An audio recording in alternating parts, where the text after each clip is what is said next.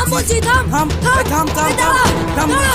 দাঁড়া এই দাঁড়া, দাঁড়া, দাঁড়া পালিয়ে যাবি কোথায়?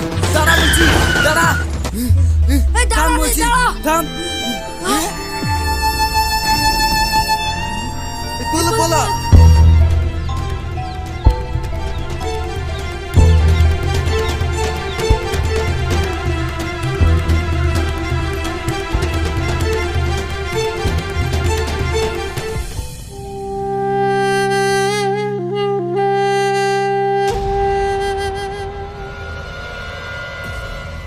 ডাক্তার আঙ্কেল, উনি কেমন আছেন? চিন্তার কোনো কারণ নাই, মাথায় একটু চোট লেগেছিল তাই তিনি অজ্ঞান হয়ে গেছিলেন। এখন সব ঠিক আছে, এখন উনি ঘুমাচ্ছেন। ঘন্টা দুয়েক রেস্ট নেওয়ার পরে তুমি ওনাকে নিয়ে যেতে পারো। আচ্ছা। ম্যাডাম, আপনি চিন্তা করবেন না, আমি স্যারকে ফোন করে দিয়েছি। তুমি আবার বাপিকে কেন ফোন করতে গেলে? এমনিতে বাপির কত কাজের চাপ।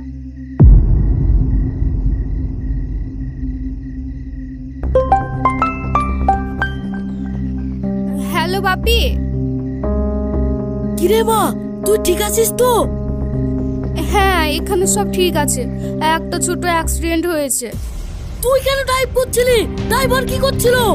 না না, ড্রাইভারদের কোনো দোষ নেই। আমি বলেছিলাম গাড়িটা আমাকে চালাতে দিতে। শুনলাম তুই নাকি হসপিটালে। হ্যাঁ, ভদ্রলোকের মাথায় একটু চোট লেগেছে। ডাক্তার আঙ্কেল বললেন কিছুক্ষণ পরেই ওনাকে ছেড়ে দেবেন।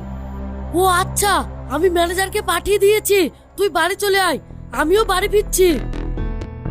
এই তো কিছুক্ষণের ব্যাপার। আমি ভাবছি ওনাকে বাড়ি পৌঁছে দিয়েই বাড়ি ফিরবো। তুমিও তো চিন্তা করো না বাপি।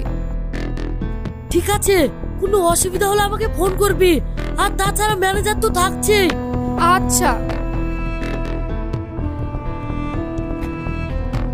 ম্যাডাম আপনি চলে যান, আমি এই দিকটা দেখছি। না না, আমি একদম ওনাকে বাড়ি পৌঁছে দিয়েই বাড়ি ফিরবো।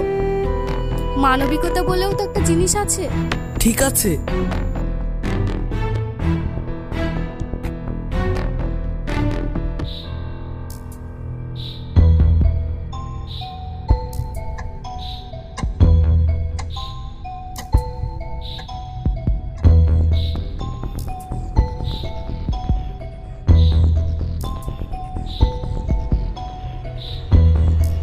তোমরা ওনাকে নিয়ে যেতে পারো।